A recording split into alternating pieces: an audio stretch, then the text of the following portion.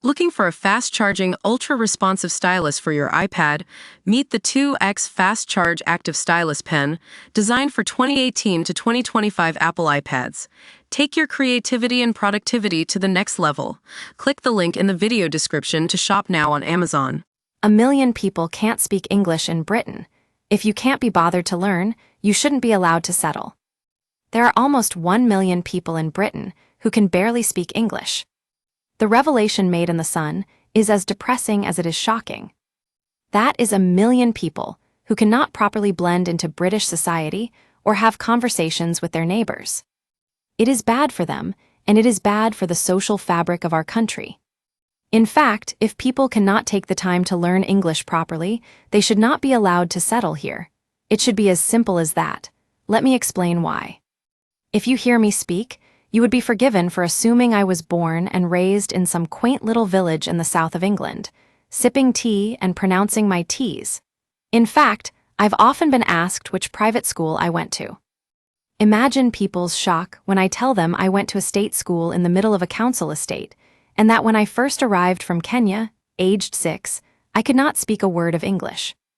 I can still picture myself sitting in a classroom in my first school in England, desperately trying to decode what on earth everyone else was saying.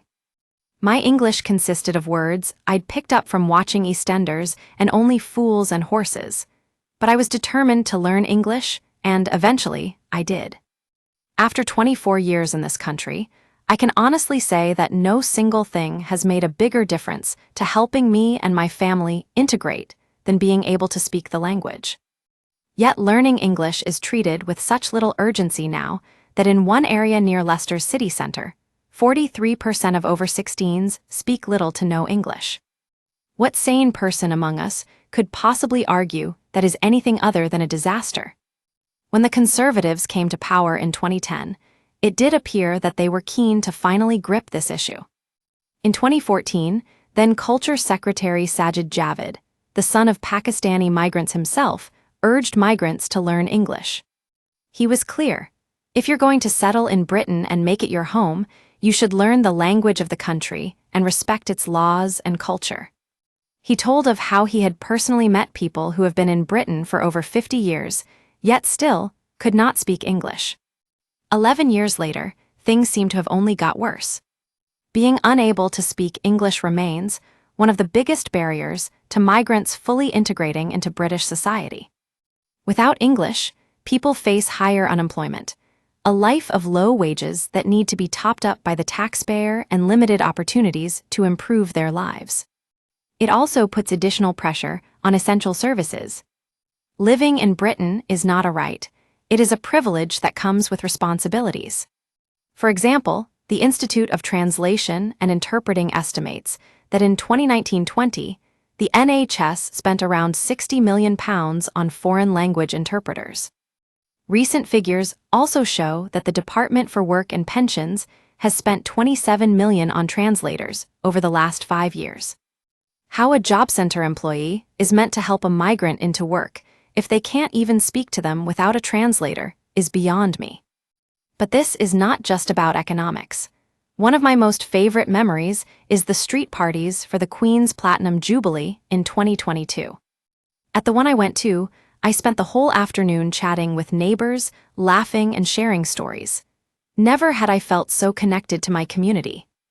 We might have been of different ages, backgrounds, and colors, but we were united by one thing: we could actually communicate with each other in a shared language. Yes, there are already laws in place to ensure those who are applying for permanent residency or citizenship can speak basic English. However, what this entails is an online test that takes 10-20 minutes, and you can fail 40% of the questions and still pass. That is a complete farce. The government needs to step up. We cannot afford to have whole communities disconnected from the mainstream by something as fundamental as language. A person should not be allowed to stay in this country without proving they can speak English in a meaningful way that allows them to function properly and flourish in Britain. A quick online quiz simply will not do.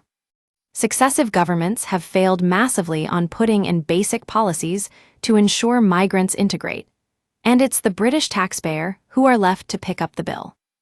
If the government cannot get it right on cutting migration, the very least they could do is make sure that every migrant learns English properly, like my family did, as a condition of being allowed to settle here. It is rather simple.